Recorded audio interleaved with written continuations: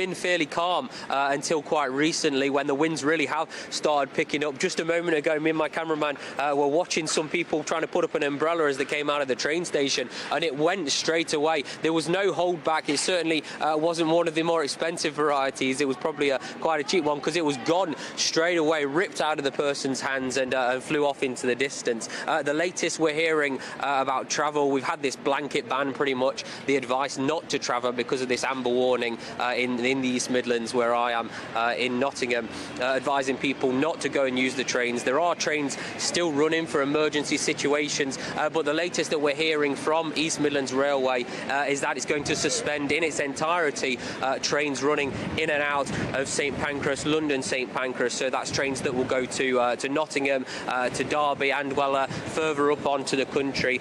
The other news that we're hearing at Matlock Station, which is in Derbyshire, has had parts of its roof taken away. So East Midlands Rail is saying don't go anywhere near Matlock Station, and certainly don't try and get a train from it, because there will be a risk of debris over in that kind of section in there.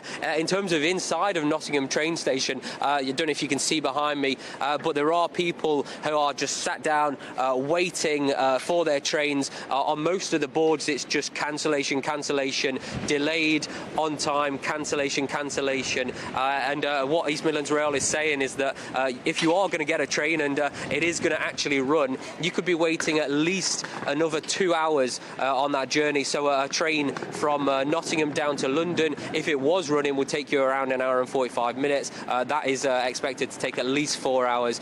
But their advice still stays in place for this part of the country, and for most of the rest of the country, is do not travel, stay at home if you can, because there is that danger to life, that risk to life.